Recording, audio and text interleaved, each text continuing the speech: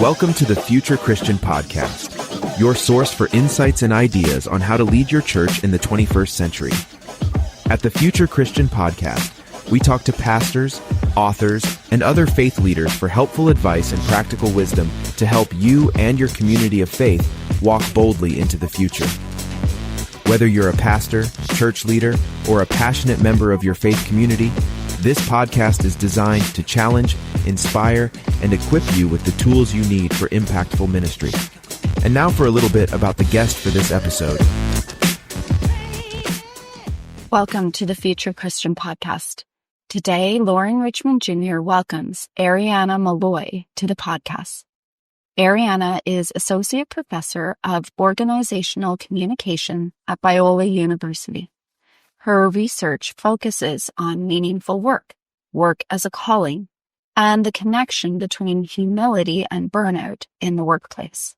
She is an award-winning scholar and educator who has published in the International Journal of Business Communication, Communication Studies, and Christianity Today. Arianna is also a consultant for organizations, business professionals, and ministries. Arianna and her husband Alan have one son and enjoy running half marathons, traveling the world, and drinking good coffee. A reminder before we start today's conversation, please take a moment to subscribe to the podcast, leave a review, and share Future Christian with a friend. Connect with Loren, Martha, and Future Christian on Instagram. Shoot us an email at loren@resonatemediapro.com with comments, questions, or ideas for future episodes. We appreciate your voice in how we faithfully discern the future of the church.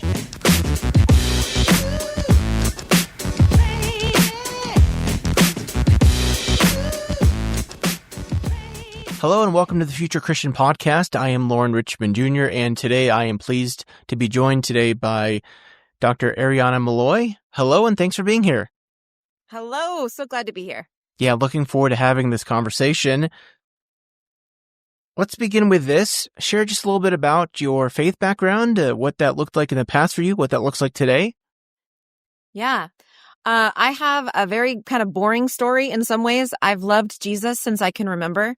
I grew up in a home where two parents really modeled what love looked like, what Christ's love looked like in an everyday way. And I know that that is sometimes very rare. And they didn't come from those kinds of homes. So they made an intentional choice to do some things differently. But I have loved Jesus since I can remember. I think that there have probably been times in my life where I would have made different choices in hindsight.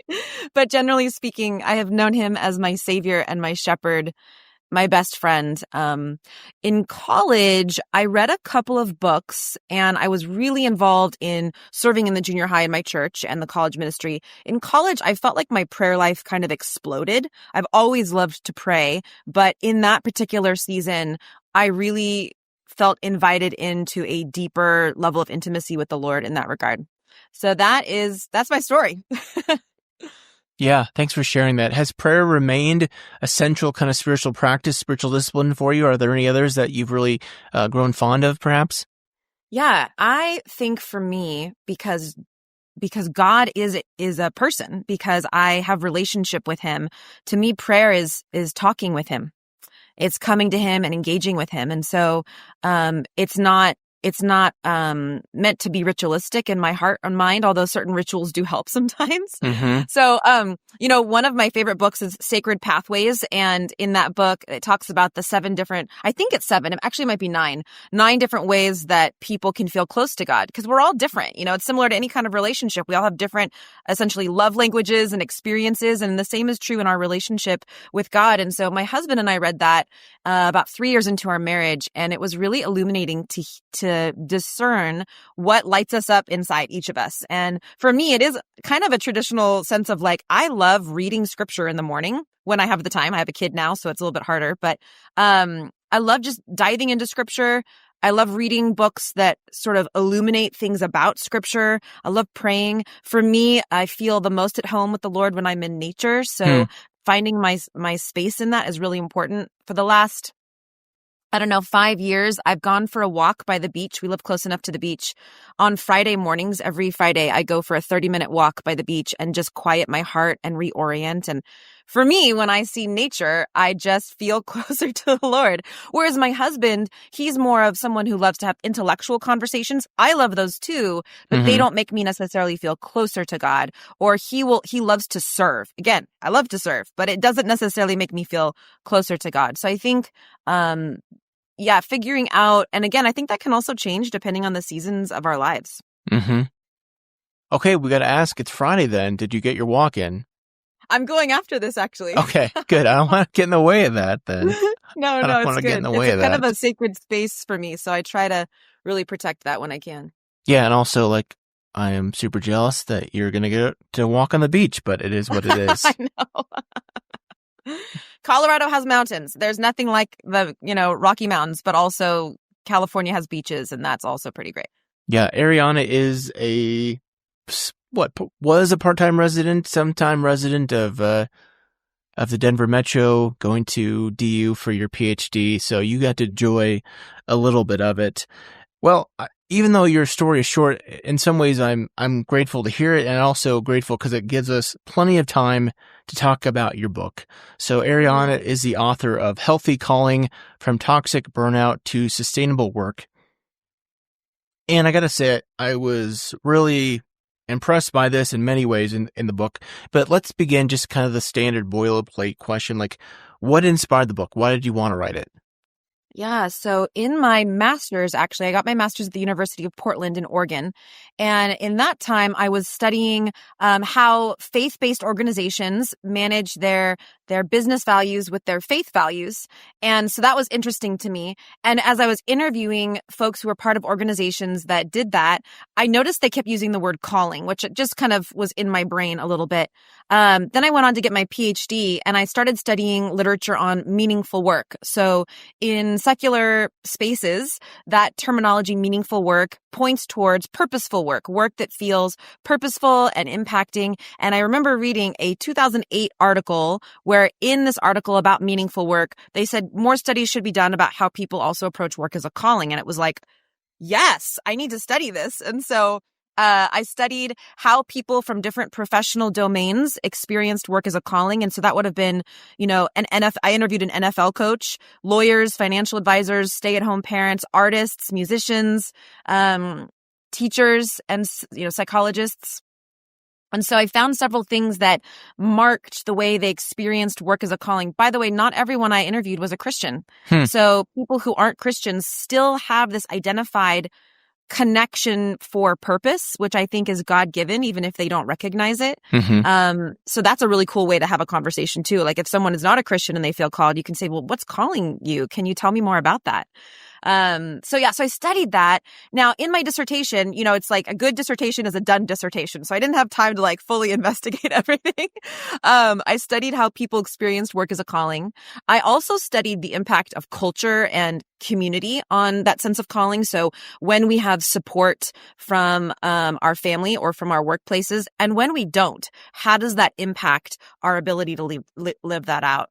I also noticed a lot of data showing up about the dark side of calling. And initially it was just about burnout and boundaries and sacrifice. Several years later, when I was given a research fellowship as a professor, I returned to some of that literature through the lens of looking at humility. This was part of the fellowship process, as we had to study humility. And as it turns out, all the people who experienced a healthy sense of calling, who did not get sucked into the dark side of burnout, actually lived out this sense of humility in their calling. So this sort of exploded my research again, and I started looking at the dark side in a deeper way. I will say, Loren, that in the midst of all of that, I experienced my own sense of burnout. I didn't know I would feel called to be a professor. I did. The Lord super called me to that. But 3 years into it, I was burnt out to the point where I thought, oh my gosh, I'm experiencing everything I researched in my own life. This is not good. And so I guess the reason what initially inspired this book was because I had been in that place of burnout. I knew what it felt like, and I knew how to get out of it. And I want anyone who's experienced that, who's about to experience that, who's experienced it for so long that they don't know what other parts of life look like anymore. I don't want them to be trapped by that. And there are specific practices that help you get out of it. Yeah, this is really good. I'm intrigued that it's interesting, like you said, that you interviewed folks outside of church spaces and also outside of Christianity per se who identified their work as calling. I'm remembering many years ago when I was pursuing seminary and I would talk about my wanting to go to seminary as a calling. And I remember talking to a friend who was going to medical school and she also kind of used similar language to describe her journey to want to become a doctor. So it's very interesting that you say that. Absolutely. In fact, I was driving down the 55 in California and there's, billboards everywhere. And there was a billboard for a hospital that said, "Your healing is our calling."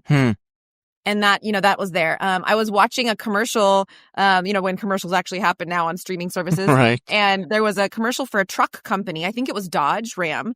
And they said, "Our calling is to build you good trucks." Interesting. And so there's this really interesting, I just think that's so fascinating that we all can identify with this feeling of being compelled by something. That is the fingerprint of God on us and in us. We were made to be in relationship with him. We were given this thirst to connect with him from the very beginning.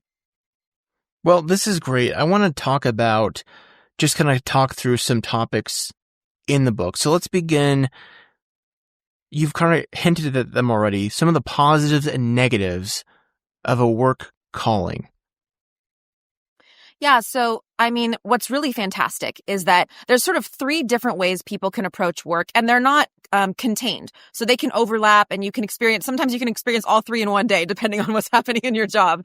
But the 3 ways that people experience work is just a job. That's the first one, where you go to your job because you need to pay the bills, which is no small thing. That's a very real thing.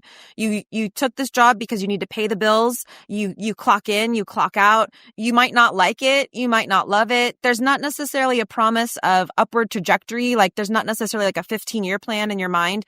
You're going to work to live for the weekends. Very real. The second type of approach to work is a career. And in this mentality, there are entrepreneurs, there are people who really like what they're doing. They think about it. They use their skill set. They have that 15-year plan. And to them, success looks like, oh, I got to move to a bigger office. I got a job title change. I get to take my family on vacation. I get to buy a new car. I helped make a playground in this urban area for kids. So very explicit sense of reward. Again, really great experience. Then the third one is a calling. And in our approach to work as a calling, it's a sense of deep joy and satisfaction where we experience 4 things happening. The 4 things that happen are that it's meaningful. So and that could be the same as a career. It's meaningful. It's more than just functional.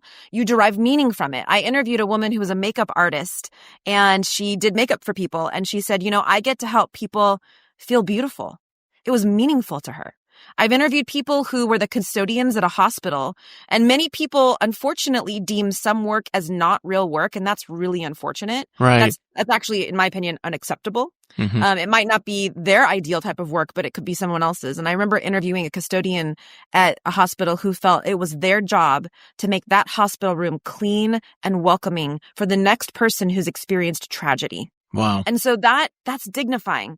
So meaningful. So the second thing is that you feel a sense of call. Like you can identify like, oh, I feel compelled to do this. There's something, some people who are not Christians talk about the universe. I interviewed a musician who literally felt like his guitar was calling him to be a musician. We as Christians know that that is God. The Bible says, my sheep hear my voice. We respond to the shepherd's voice. So the first thing is meaningful. The second thing is calling. The third thing is also really important. It is the combination, and this is essential, the combination of skill and passion. So many of us, and especially right after you graduate from college, it feels so good to do a job you're good at. It's very deeply satisfying, but that is a short-term satisfaction. After about 3 months, only doing it because you're good at it becomes a little boring. There's also this need to feel passionate about it, to sense a connection to something that you care personally and deeply about. Now, the flip side's also true. You can feel so passionate about something, but if you're not good at it, that can be very demotivating at times. And I remember interviewing a CEO of a company who said, passion alone is not enough. Passion makes you a great fan. Passion and skill set makes you a great employee. You can think about it like if someone did feel called to be a surgeon, it's great that they're passionate about it, but you wouldn't want them to walk into the surgery room without training. This is where apprenticeship and growth and places like college or internships and preparatory work is really important. The fourth thing about that sense of calling, so we've got that just a job, we've got a career, that we've got calling. The fourth thing in calling, after meaningful work, a sense of a caller, passion and skill set, the fourth thing, this is really, really important, is that it makes a positive impact on others. It is what social psychologists and social scientists call pro-social behavior. Pro-social behavior means that it's not just a hobby. It doesn't just make you glad. It doesn't just impact you personally. It impacts others. And this, Loren, is where we can especially get into the dark side of calling, is that connection to impacting others. Yeah. So I think I was looking at my phone here. I keep highlights on my phone. So there's a couple of highlights that stood out to me. I just want to read them since we're talking about this. One, early on, you say, saying yes to good things is often more seductive than saying yes to obviously bad ones. Talk more about that. Yeah. Yeah. So, and you asked me, talking about the good and the dark. So of all those categories of people who approach work, if you feel called, you're actually the most satisfied in your job. You're the most motivated. You're able to withstand organizational change, societal shifts. You are the person people want in the room. You're the yes person, and that's great. But also research shows you're the most prone to burnout. More than any other type of person. Someone might say, well, why is that? And it's because you see the need, you see the deep ache, and you know you can fill it. And so it's really hard to know, is it okay to say no sometimes? If I'm saying no, am I letting down God? Am I letting down my community? Am I allowed to have boundaries? And so it's really hard. I think often in certain seasons of life, you're just working hard to have opportunities. I don't know if you've been in that situation. I think for me in grad school, it was like anytime I had an opportunity, I was like fighting for it. But then you get to a point in life where your opportunities are actually all good. And it's really, really hard to know how to say no to some of those. Yeah. Let's talk about, I'm trying to find the quote here. Oh, let's talk about the danger of confusing a calling with the title. I'm trying to find the quote here. Page 24. Too often we confuse a calling with a particular title when we should see it as a combination of skill sets and passions that can be applied to a number of different occupations. In this way, our specific calling is always tied to and should rest under our general calling. So I want to have you respond to that quote. And I also want to kind of dial this into to think about this podcast is a podcast geared at pastors and church leaders thinking about calling within a specific faith context, church context, and how that confusion can happen even amongst church jobs, church leaders, so to speak. Yeah. So I'm so glad you brought that up, because when we're talking about calling, my specific focus of calling is the secondary type. So as Christians, we are all called. We're called to love God and love others. In everything we do it as if we're doing it for the Lord. So that is a general calling that we all have. In every sphere of our life, we should be looking and saying, how am I worshiping the Lord in this space? God wastes nothing. And so every part of our life is an opportunity to worship him. And Scripture's very clear about this. How we do that is how we love other people. It's not separate. It's the same part of the primary calling. If we're not loving others well, we're not actually achieving our calling with God. And so that's a primary calling. But God is not just the master of the universe, the grand king. He is also the intimate creator. And we need to recognize that he's made each of us with particular skill sets and passions. Those are intentional. When I talk to college students and they're trying to figure out if they should pay attention to this interest that they have, I try to remind them, hey, not everyone has this interest. part of the things that drive you, that you think about when you're driving your car or brushing your teeth or, randomly doing something, where your mind is going, you want to think about, is this something that's from the Lord? And what should I do with that? So I think as we're talking about calling, and especially like within the church contexts, we are all called to love God and love others. But we also need to take the courage and the risk and the vulnerability to explore how we specifically have been designed and how we can develop those skill sets and passions so that when we do those things, we feel like we're worshiping God. And that could be paid work, unpaid work, relationships, service. So work is only one way in which a secondary calling can be lived out. It's not the only way. There are a lot of people who just are doing their job, and that is great. And in fact, both of my parents chose, because they felt called to be good spouses and good parents, they chose work that they liked. They didn't love, because they really wanted to make sure their home life was secure. And I think that's the right way to do it. Some of us have the opportunity to explore paid work in that way as well. So let's dive into this a little bit more, because I think there can be this temptation, and maybe I'm just speaking for myself, having felt this temptation of pursuing a title when it doesn't necessarily align with your calling. Yeah. So the reality is that people right now, and we're talking about the tool belt generation, is the newest generation coming out of college or coming out of high school. Okay, right now, tool belt people are generation. Yeah, I haven't tool heard belt that generation. before. Yeah. So people want to acquire a lot of skill. And I still believe that comes through going to college, because we can learn a lot about ourselves by being in class, being in the co-curricular part of college life, Right. being a little bit on our own, but still approaching life like an apprenticeship job. But college is not for everyone. You might choose a trade school or immediately begin apprenticing with somebody. But the reality is people are changing jobs between 18 and 42 on average 10 times. Yeah. So if we get too attracted to a job title or a major or something that makes us feel super, super secure, we could potentially be missing out on what's actually happening, because our calling is less about a job title and it's more about the skill sets and the passions and the community we seek to serve. And there's a variety of ways to do that. So I do feel called to be a professor, but if I were to break that down, really, Loren, what I feel called to do is I love to mentor.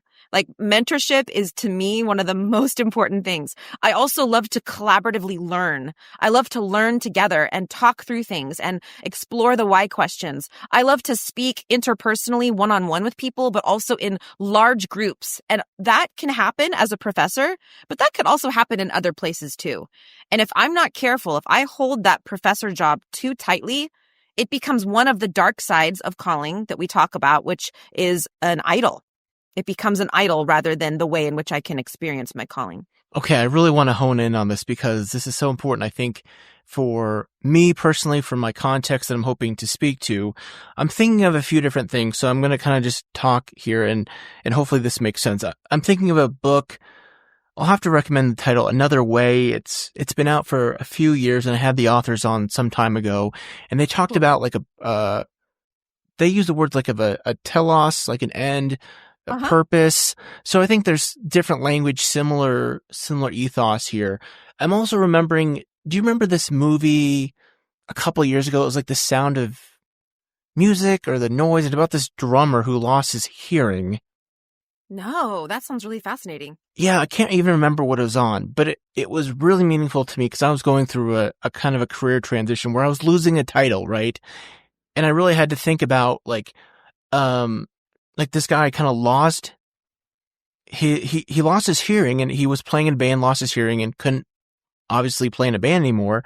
And the movie kind of talks about his journey of like trying to figure out what his purpose is, his calling is. And it seemed like his title was at one point like he's a drummer in a band. And it seemed like he, through the journey of the movie, figured out like that his calling or purpose or whatever was as someone to, I don't know, teach or do music. He kind of went to a deaf school, and it seemed like the kind of the tease was at the in the movie was like he's gonna like teach these, deaf kids to kind of learn music, if I'm remembering correctly. But I'm thinking about this, and again, I'm being long-winded, so forgive me.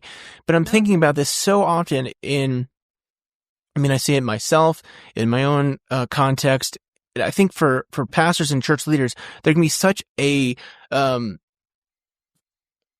grip on that title that sometimes pastors stay too long when they need to retire or move on to a different context. B, like when you stop having that title of pastor, speaking personally, things that are really confusing.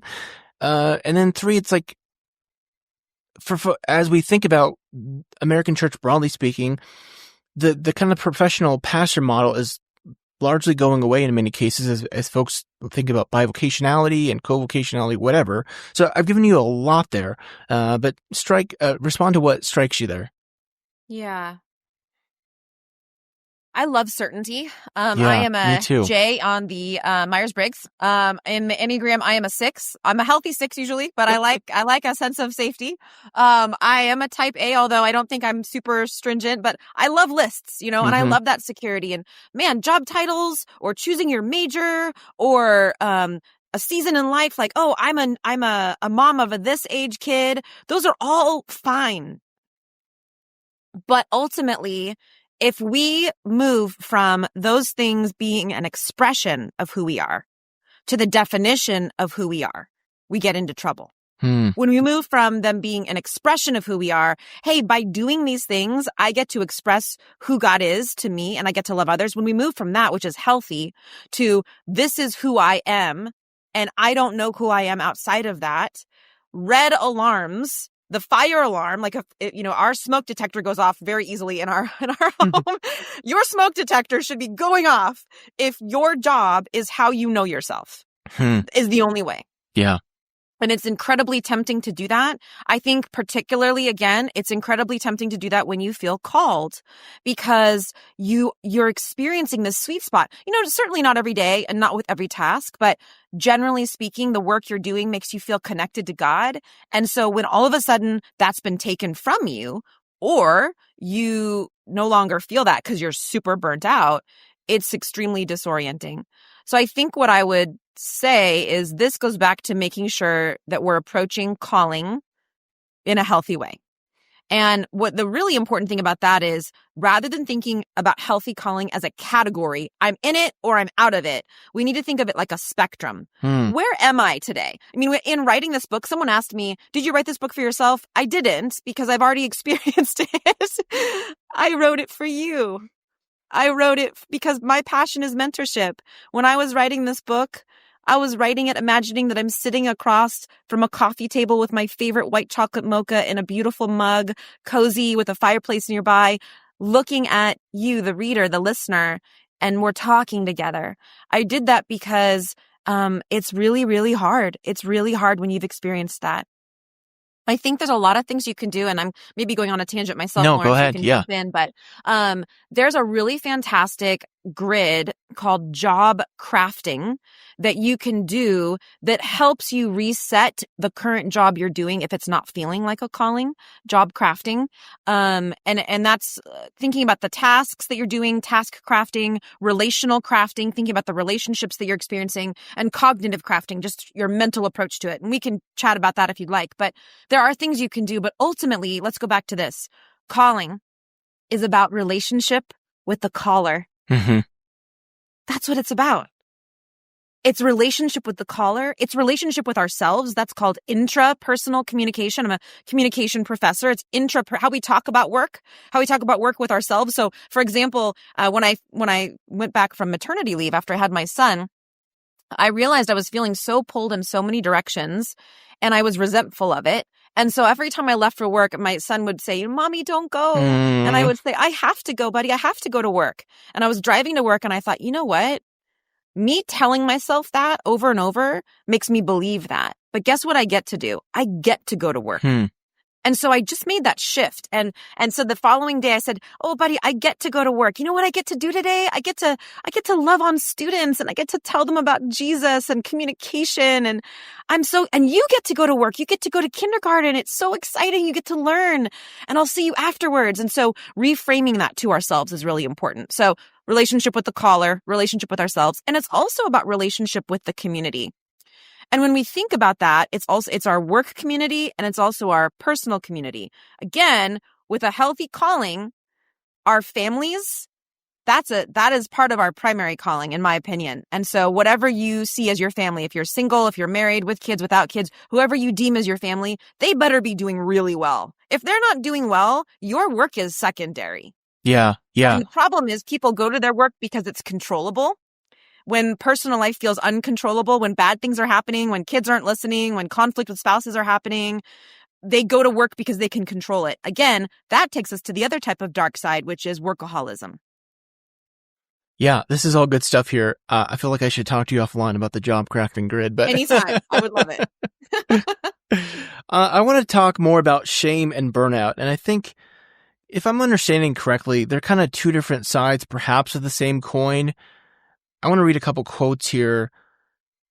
You write, when calling burnout occurs, resulting feelings of shame can distort our relationship with the caller, convincing us we are wasting, destroying, or even violating the skills, passions, and opportunities our caller has given to us.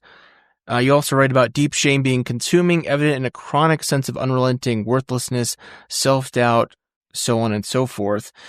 I'm curious, I guess, do you think, does shame always come from burnout? Can they form independently? That's what I guess that's my first question. Yeah, good question. So part of understanding the difference between regular burnout, there's been plenty of books and research on regular burnout, which is terrible, right? Right. Regular burnout involves very serious things: psychological paralysis, cynicism, apathy, deep exhaustion. People tend to get sick more often, disconnection from relationships, just no energy at all, a lack of meaning. That's terrible. But burnout from a calling has a unique fingerprint. It is not just burnout. It is toxic burnout. And what takes it to that toxicity is that chronic or deep shame, because it's not just, I don't like what I'm doing, which is terrible. Mm-hmm. It's, I don't know who I am anymore. Yes. Which is completely disorienting. Yes. And the shame from that comes because of that relational connection with the caller and the community and even yourself. The shame happens because it's not just that it's impacting you. It feels like it's impacting your relationship with God and the people that you felt like you're supposed to impact, whether it's in your professional or personal life. So that shame is relational and spiritual, and it is paralyzing. So they're not exactly the same, but that deep shame is part of the core problem with toxic burnout, and it can hold people captive. Okay, so I want to make sure I heard this. So it's, I don't like what I'm doing and I don't know who I am anymore. Mm-hmm. So it's this real toxic mess. Yeah. So so I was going to ask you this question, about folks who feel vocationally lost, because again, like I've been there. I don't want to, I want to turn this into a counseling session here, but like I have been there where I didn't like what I was doing. I didn't know who I was anymore. So like when you're in that spot and you feel like vocationally just lost, because again, I'm thinking like there's so much transition happening in churches. I've seen this, all across the church where pastors, especially after COVID, many leaders stepped down, went to work for, left the church, went for a nonprofit, or got out of the church game entirely. Like I've done that, and it's hard. Yeah. What do you say to those who just, because they're in that spot where they don't like what they're doing, they don't know who they am anymore because they've been so wrapped around this title? Yeah. First of all, I just want to say I'm so sorry you're feeling that way, or that you felt that way. That's a terrible feeling. And I don't think that it's a feeling you need to ignore. It doesn't, like, you're not making it bigger than it is. It's a big thing. It's a really big deal. My parents were on pastoral staff for when I was a kid, and they ended up leaving from that and becoming realtors. They worked as real estate agents. And my dad is a pastor. Okay. He just is. You hear him speak and everyone's heart turns on.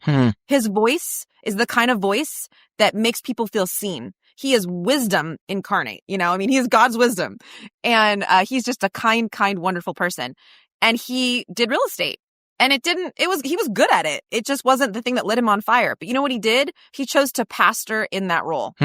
And when he could, he would pray for his clients. He also got involved in 2 different small groups that he led. He also became a chaplain for first responders. And so he still did pastoring without the role of pastor. He certainly pastored me. And he's pastoring my son. And he's pastoring my husband.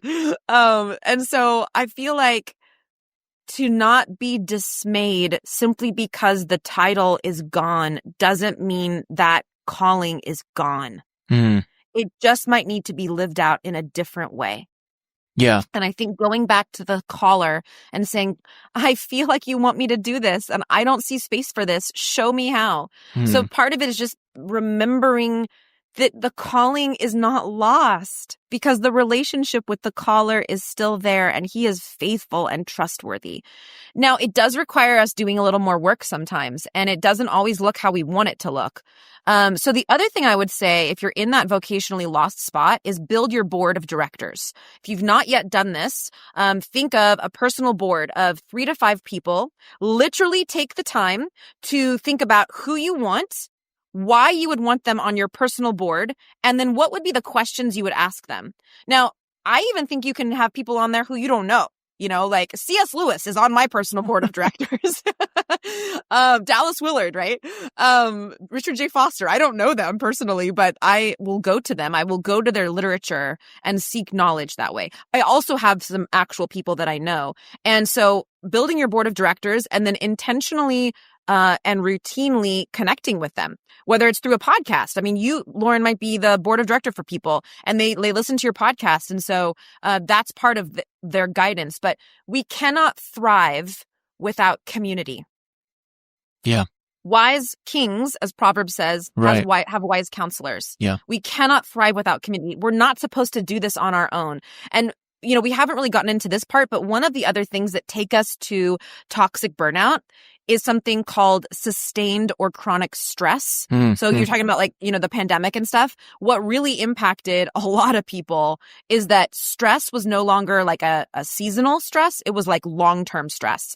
And when that happens, 3 specific things happen to our communication in particular that cause massive breakdown. And one of them is just a reduced awareness. You know, in a heightened state of stress, we're literally hardwired to fight, flight, or freeze, you know, and we see in a tunnel vision, but we're not meant to live like that long term.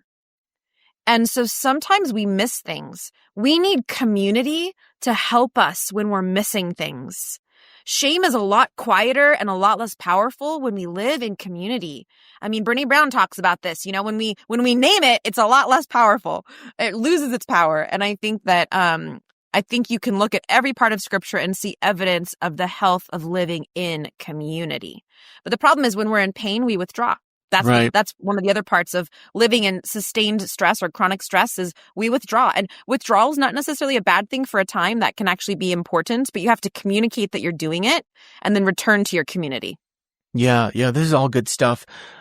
I'm curious too, as I think about this in my own life, what has been helpful for me is clarification around what is actually my calling. And I'm curious, like thinking about like your father's example, because I would have said like 5-10 years ago, like my calling is pastor, like it's like the title of pastor. And I'm wondering if my calling is like to serve the church, which is different, it's similar but different, and it can be lived out far different ways. I'm curious, like for your father, as even more broadly speaking, for other leaders you've worked with.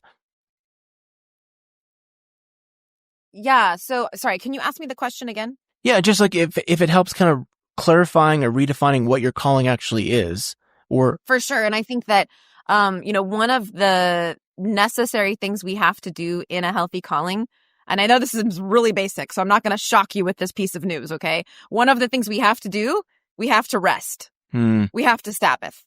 That's one of the 3 essential things in healthy, humble calling. And the reason I say this is that you cannot have times of reflection if you don't take time to rest.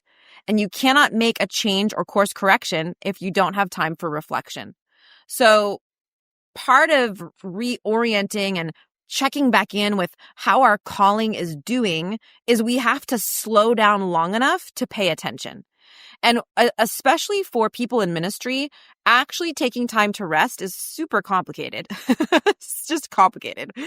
But you know what? It's also complicated for other people. I've interviewed and worked with hospital executives and hospital staff. If they take a break, in their mind, someone dies. Yeah. Like, really. And so I think it's important that we don't elevate certain jobs as like, well, if I rest, this job, this holy job is, people are going to get hurt. Guess what? A lot of people feel that way. That's one of the kind of glorifying ways of work that we need to get out of. We have humility in Micah 6:8. It tells us to walk with God. We need to walk humbly with God. And humility means knowing that we can step away for a moment and life will keep going. And if it doesn't, we are actually way controlling things we shouldn't be controlling. It's not a healthy thing. Jim Collins, in his famous book, Good to Great, talks about the difference between a good leader and a great leader. A good leader, if they take a break from their work or their job, everything falls apart. A great leader, if they take a break from it, things still go on because people have delegated. They know their role. They know what's going on. So I think that going back to needing time to reflect, I would say to you, Loren, that every week I have to reorient my calling. By the time I get to the end of my week, enough other messages and tendencies and being pulled in different directions have gotten to my head and my heart. And if I don't take time to Sabbath, which I'm usually terrible at, by the way, I've been Sabbathing for 15 years and I'm still not great at it. But I pursue it because I know I need to surrender my time. I need to surrender my focus. John Mark Comer talks about the worries, the wants, and the work that consume us. We have to take a break from that so we can listen to the Holy Spirit and say, Father, what do I need to know right now? Show me where I've been a blessing this week and show me where I've failed and show me what to do about it. Where am I holding on too tightly and where do I need to let go? Yeah, this is all good stuff here. I want to ask you two more questions before we take a break. Great. One is just when we think about, especially in church context, my goodness, this metaphor as work as family. Tell us why this is such a problematic metaphor and what we can do because I feel like even in church context, it's like work as family is almost like, it's not just like, because theologically we would say like, yes, we're the body of Christ. We're siblings in Christ. For a pastor, like you would say that's my sibling in Christ that I'm trying to serve, but also like, I don't know if like they're not my flesh and blood per se. like I gotta go see my kids, for instance, or my spouse or whatever. Like talk through that. Yeah. This is a really complicated and contentious conversation, or it could be at least, but I don't think it needs to be. Work is not your family because you don't fire your family. Mm-hmm. So that's where it gets problematic. Now, I want to have a big asterisk when I'm talking about this because I have studied some organizations. I've actually worked with some organizations. I can think of one in particular that lives out the family metaphor beautifully. Now, here's why. Because in that model of family, everyone has a say. They are family in the good times and the bad times. So it's not just, oh, you're family, you better agree with me. Right. Dad or mom are saying you need to do this. So you as the child need to agree. That's not how it was communicated in this particular organization. In this type of organization, family was used to say, we are so in this together that if you're not okay, I'm not okay. Let's be okay together. And in this particular organization, the turnover was so little. People have worked there for 30, 40, 50 years because they felt taken care of. And I also think that family-owned businesses are their own complexity. So I just want to say the big asterisk there. But generally speaking, we do need to stop using that metaphor unless we're going to live it out like that. Because we can be a community, we can be a team, you can find any other metaphor you want, but it's really important we don't throw out the metaphor of family all the time, because when you do fire someone, let someone go, move them to a different part of the company, and you use that metaphor, that's manipulative. And it doesn't allow for people to respond, to have a different opinion. It then severs them. Did they get divorced from the family? If they got fired, can they still be part of the family? And so I think as Christians, we are a family. But in the workplace, and that gets really hard because when you work with your friends and you work in a church or a Christian organization, it's very complicated. But I would encourage people to resist using that metaphor. Really figure out, what do you mean when you say that? And is there another word or phrase you can use? Because we are a tight-knit group. That's great to say. But again, in the family metaphor, there's a very clear mom and dad, and you are always part of the family. Whether you're adopted in or you're birthed in, you are part of the family. But that's just not possible in a workplace. That's just not the context of work. Yeah, that's good. Okay, one last question before we take a break. Arianna teaches and studies organizational communication outside of this book. So share, if you can, just, I don't know, one or two thoughts, hints, ideas for organizations or churches, however you want to take this, that may be common mistakes that really could be improved to help organizations do better in their communications. Great. Yeah. So one of the things I get to do outside of being a professor is I work as a consultant, or I help do training workshops for organizations and churches, and specifically on healthy communication in the workplace. And that is a whole array of things, but it's about healthy conflict in the workplace. How do you approach that? Learning about conflict styles, healthy listening. So this is really interesting. There's 4 types of listeners, and if you identify what kind of listener you are, you also know why you check out in like meetings and places.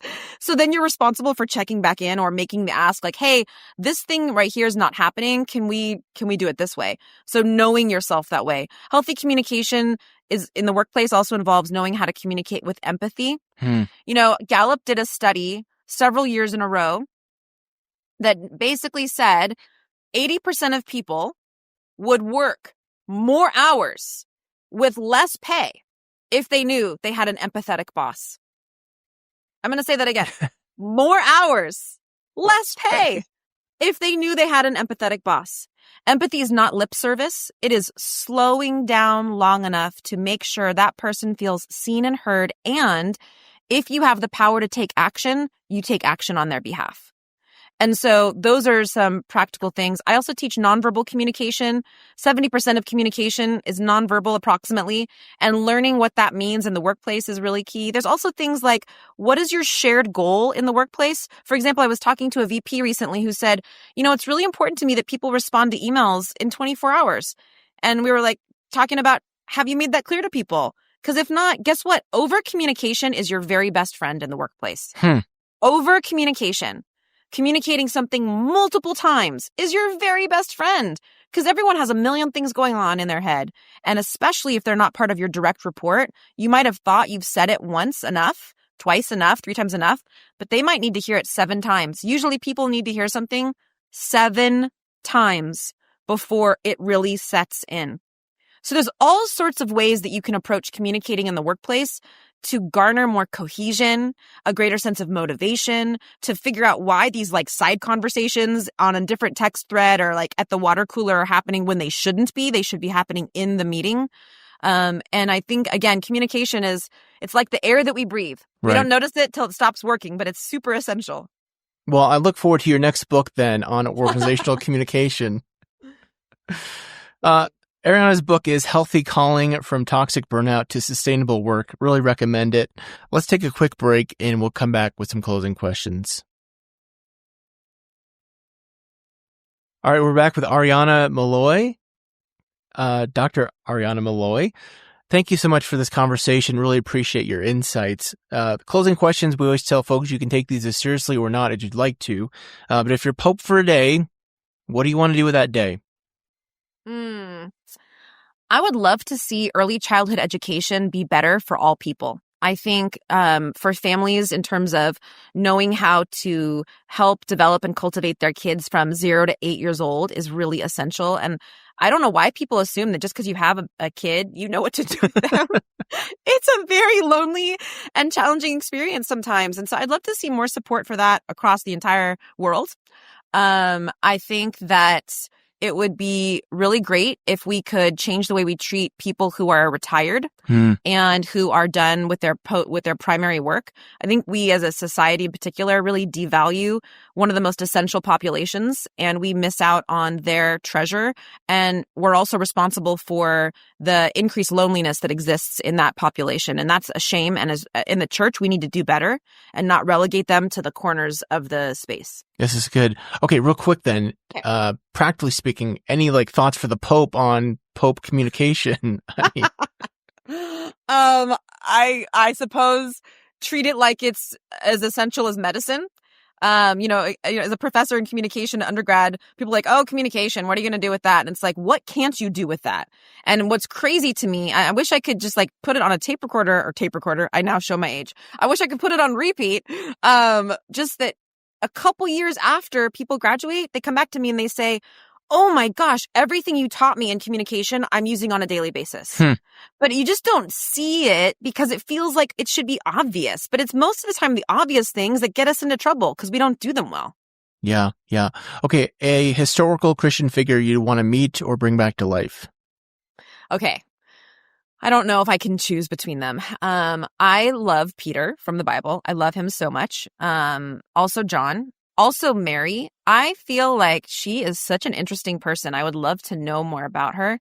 Certainly C.S. Lewis. I don't know if you would frame Jane Austen as a Christian figure, but she to me is a phenomenal figure in the development identity of women in particular. So those would be, let's be real. C.S. Lewis would be my very first choice, but maybe C.S. Lewis and Peter? I don't know. Sure. A dinner party, perhaps. Oh, fun. Yeah. What do you think history will remember from our current time and place? That is a really profound question. And I think that I don't know if I know how to answer that in a lighthearted way, because I feel like at this point in the world, people have lost their minds a little bit. Well, our world is really crazy. Let's leave it there, because that's actually a profound way of saying it. Yeah. That let's say this more hopefully. What do you hope for the future of Christianity? I hope for the future of Christianity that we stay true to what the definition of biblical love is. It's not for one type of person. It's for all of us. Love is kind. Love is patient. It is not easily angered. It keeps no record of wrong. I also love the definition of wisdom that the Bible gives us. We are meant to be peacemakers, and we are called to live in peace. Colossians 5 says that. So I would love if we as Christians truly, people would know who we are by how we love others. That's good. Share how people can connect with you, get the book, all that. Yeah. The easiest way is to go to my website, which is ariannamolloy.com. On that website, you can sign up for newsletters and resources or not. You can see a bunch of my talks. You can see other things that we do. You can order the book on Amazon or Barnes & Noble or some other different options. And if you just have a question you want to ask me, I would love to engage. Well, I really appreciate this conversation. So meaningful for me, and I hope for our listeners. One of the things we always do on our podcast is a communication practice of leaving people saying a word of peace to folks. So may God's peace be with you. Thank you. And you as well.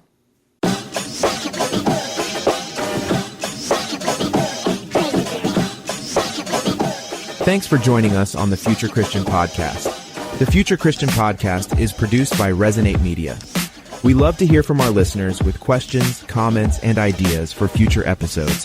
Visit our website at future-christian.com and find the Connect with Us form at the bottom of the page to get in touch with Martha or Loren.